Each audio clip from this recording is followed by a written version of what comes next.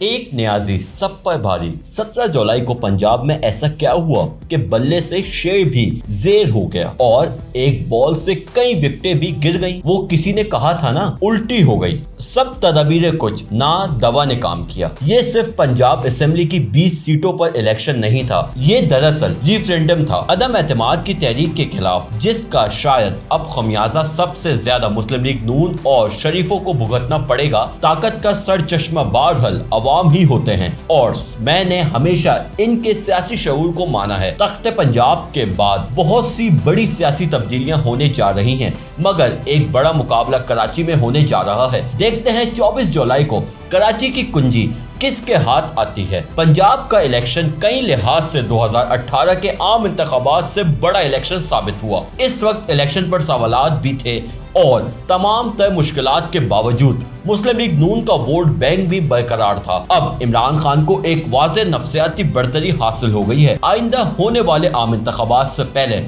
مسلم league نون کو بہت کچھ سوچنا پڑے گا۔ اس بار بیشتر لوگوں نے برسوں بعد اپنا ووٹ برادری، ذات پات کے بجائے پارٹی کے نشان کو دیا۔ مسلم لیگ کے لیے یہ سب سے بڑی شکست اس لیے بھی ہے کہ خود ان کی جماعت نے ان امیدواروں کو ٹکٹ دیے جنہیں نااہل قرار دیا گیا تھا اور جو 2018 میں آزاد امیدواروں کے طور پر جیت کر آئے تھے، مگر اب وہ ان کی حمایت سے بھی نہ جیت سکے کیونکہ پارٹی نے لوگوں نے یا تو گھر بیٹھنا مناسب سمجھا یا پی ٹی آئی کو ووٹ دیا۔ کہا تھا کہ عدم اعتماد کی تحریک ایک غلط سیاسی فیصلہ ہے، انہیں عمران کا 1 سال برداشت نہیں تھا، اب شاید 5 سال برداشت کرنا پڑے۔ ویسے تو سیاست پلٹتے دیر نہیں لگتی، مگر ہمارے سیاسی بزرگوں نے اپنا تو نقصان کیا ہی ہے، آنے والی نسلوں کے لیے بھی مشکل کھڑی کر دی۔ اب یہ ایکس وائی کا زمانہ نہیں۔ اگر ذوالفقار علی بھٹو نے ایک عام آدمی کو سیاسی شعور دیا، بولنا سکھا دیا، تو عمران خان نے کچھ اور کیا ہو یا نہ کیا ہو، ان کو لڑنا اور بیلٹ باکس کے ذریعے تبدیلی کا رستہ ضرور دکھا دیا ہے۔ اگر ہماری سیاسی جماعتیں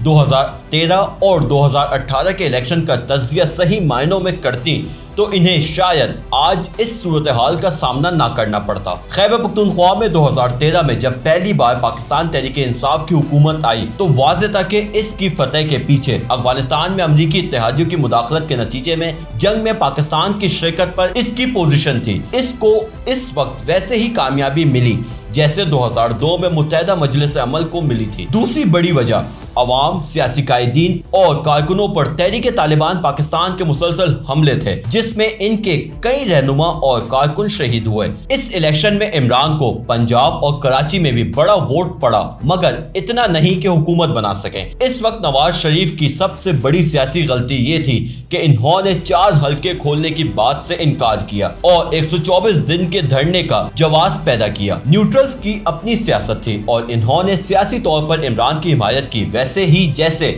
90 کی دہائی میں شریفوں کی تھی۔ 2013 میں عمران نے کے پی میں اور اے این پی اور جے یو آئی ایف کو شکست دی تو 2018 میں پنجاب میں بڑی فتح ملی، مگر مسلم لیگ نون پھر بھی سب سے بڑی جماعت رہی۔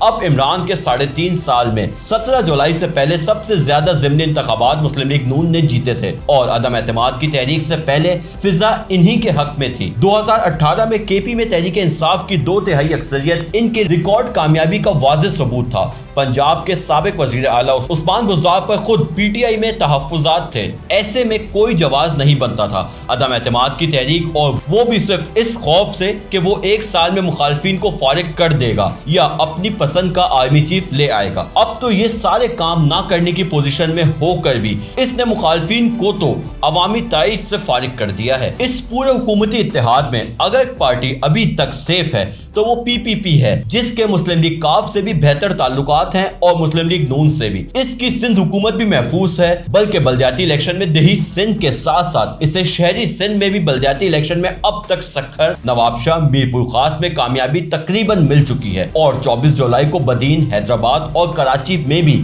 वो बड़े चैलेंजेस के तौर पर मौजूद हैं। पीटीआई ने अब तक चूंकि अंदरूने सिंध सियासत की ही नहीं और ना ही किसी दूसरी जमात ने मासिवाए जमीयत उलमा इस्लाम, तो पीपी को अब तक बड़े चैलेंज का सामना नहीं हुआ। कराची में बड़ा मार्का होने जा रहा है 24 जुलाई को, और फिर NA 245 में ज़िमनी इलेक्शन डॉक्टर आमिर लियाकत हुसैन मरहूम की सीट पर इन दिनों इंतखाबात में तहरीक इंसाफ भरपूर अंदाज में मौजूद है। पंजाब के नताइज का नफसियाती फायदा भी इससे हासिल हो सकता है, मगर बल्दियाती इलेक्शन में सख्त मुकाबला है। तमाम 26 टाउन्स में पीटीआई के अलावा पीपी, MQM पाकिस्तान, जमात इस्लामी, तहरीक लब्बैक पाकिस्तान और पाकिस्तान जमीन पार्टी जो के JUI, ANP और मुस्लिम लीग नून भी है, मगर शायद असल मुकाबला पहली 4 जमातों में हो।